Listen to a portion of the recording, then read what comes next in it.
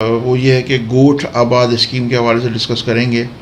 आम तौर पर ये देखा गया है कि गोठ की ज़मीनें जो है वो सस्ती होती हैं, इसलिए लोग ज़्यादा इंटरेस्ट लेते हैं लेने में।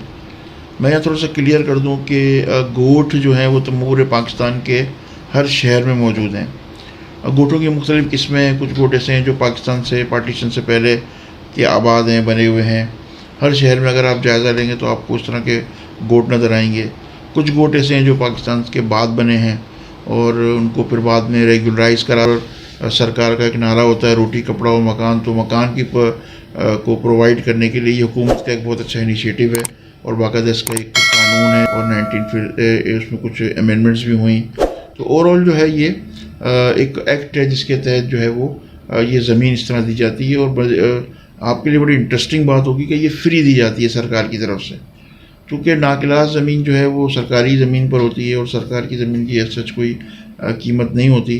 तो ये है कि उसकी कोई कीमत नहीं होती। आप अगली स्लाइड्स के अंदर देखेंगे, जैसा कि ये भी आपके सामने आ रही है एक स्लाइड जो एक थोड़ा सा क्लियर कर दूँ आपको। गोठ की जो है ना वो सनद होती है, इसकी कोई सेल डीड नहीं होती है, ना कोई लीज़ होती है, ना कोई सब लीज़ होती है।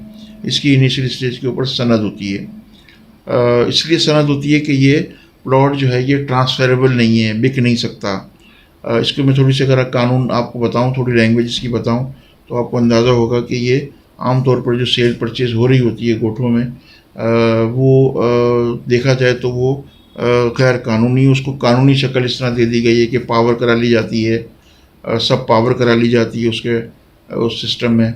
मगर ये कि उसके टाइटल डॉक्यूमेंट के अंदर उसका नाम चेंज नहीं होता। उस पावर की बेस के ऊपर हाउस बिल्डिंग लोन भी दे देता है, ये भी एक प्रोविज़न है।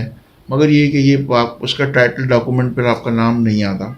जैसे अभी इसका आपके सामने ये एक सिंध गवर्नमेंट के एक गोठ आबाद स्कीम की एक सनद दी हुई है। अगर इसको गौर से पढ़ें, आमतौर पर लोग पढ़ते नहीं हैं तो उनको अंदाज़ा नहीं होता। तो ये देखें ज़िया तैसर, ये तैसर टाउन के करीब एक गोठ है जिसका नाम है अब्बास गोठ। ये उसकी एक सनद दी हुई है। ये एक दहिया लिखा हुआ है, क्या दहिया है ये, इसके बाद इसका जरियान नंबर है। जरियान का मतलब है जिस रजिस्टर के अंदर इसका रिकॉर्ड होगा उसका नंबर दिया जाता है रेफरेंस के तौर पर।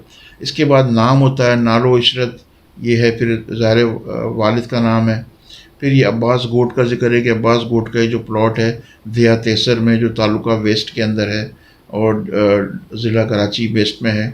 तो ये है कि इसकी तफसील है, मगर असल इबारत ये यहाँ दी हुई है। अगर इसको गौर से कोई पढ़ ले तो उसको अंदाज़ा हो जाएगा कि गोठ की ज़मीन लेनी चाहिए या नहीं लेनी चाहिए। इसका मतलब क्लियरली ये है कि आपको ये सरकार की तरफ से पहले तो ये कि ये गरीब और लोअर तबके के लिए गोठ की ज़मीनें होती हैं, मगर हमारे यहाँ कुछ मामला उल्टा ही है। अमीर लोग परचेज़ कर लेते हैं, उसकी मार्केट को कहीं से कहीं ले जाते हैं। इसकी कंडीशन सनद के अंदर ये है कि ये गरीब और मेहनत कश तबके के लिए जो है ना ये प्लॉट दिया जा रहा है।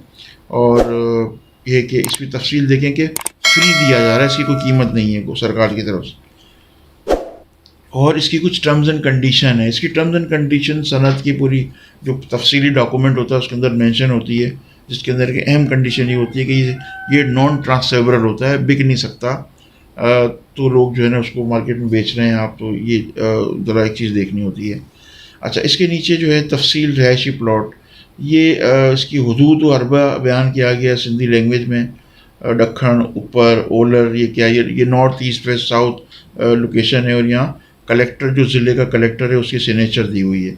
ये एक फ्रंट का डॉक्यूमेंट होता है जो ज़रूरी होता है। इसके बाद जो सेकंड डॉक्यूमेंट जो होता है, इसकी जो गोठ की जो फाइल होती है, इसके अंदर देखें बिल्कुल ये सामने आपके सामने आ रहा है कि दियो जो फॉर्म नंबर 2 कायम मंजूर थे गोठ register number so and so Dahiya Taiser.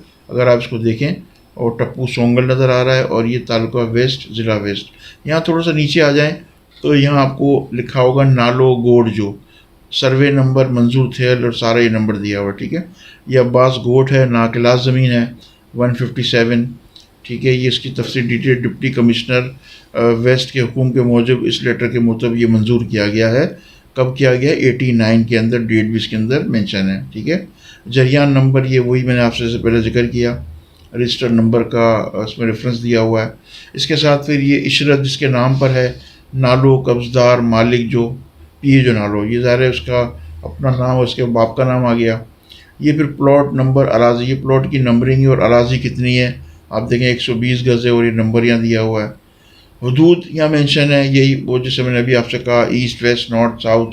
हक जो किस्म सिंध के ये जो राइट दिया गया है उनको उसकी टाइप क्या है, तो इसके अंदर लिखा हुआ है सिंध गोट आबाद स्कीम तहत जुमले हक हकसा मतलब जुमला हकूक सिंध, ये जो सिंध को एक्ट है उसके तहत ये ज़मीन दी गई है। यहाँ उसकी जो एक ट्रांसफ़र फ़ीस होती है जो एक गवर्नमेंट की, ये नंबर दिए गए यहाँ पूरे साइन किए हुए।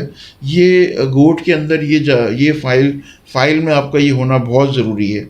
ये एक बेसिक डॉक्यूमेंट है, इसके बगैर जो है ना गोट की ज़मीन नहीं लेनी चाहिए। ये जो स्लाइड है ये साइट प्लान है लैंड का, वो जो गोट की ज़मीन जो बाउंड्री दी गई है इसका स्केच है जो ड्रॉ किया गया और ये भी फाइल का एक हिस्सा है। इसमें आप एक चीज़ देखनी है कि इसमें एक स्टैम्प एक लगी हुई है, ये बहुत अथेंटिकेशन को शो करती है कि ये स्टैम्प जो है ना उस डॉक्यूमेंट पर होनी चाहिए। यहाँ अगेन फिर वही आ रहा है साइट प्लान नंबर 1113, ये अब्बास गोट और ये पूरा इसका जिस ध्येय में है। ये नाज़रीन ये डायरेक्शन शो कर रहा है प्लॉट की कि ये नॉर्थ की डायरेक्शन में है, शुमाली इसकी जो ओपनिंग है वो शुमाल की तरफ है। और ये जो है ये वही है नॉर्थ ईस्ट वेस्ट साउथ, और ये इसकी मेजरमेंट है 120 गज़ की। इसमें देखें यहाँ इधर भी प्लॉट दिया हुआ है, यहाँ भी प्लॉट दिया हुआ है इसके बैक के ऊपर, और ये साइड पे भी प्लॉट दिया हुआ है, और ये एक रोड इस तरफ जा रहा है। ये अलॉटी का नाम है जो फर्स्ट अलॉटी है जैसे मैंने आपसे पहले कहा, और ये पूरी सिग्नेचर ऑफ तपेदार, ये बड़ी अहम सिग्नेचर्स होती हैं जिसकी बेस से जो है ना वो अथेंटिकेशन शो होती है। तो नाज़रीन ये एक थोड़ा सा ओवरव्यू था गोट आबाद स्कीम का।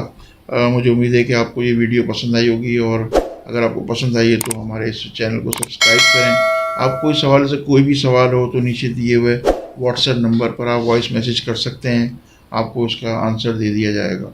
बहुत शुक्रिया।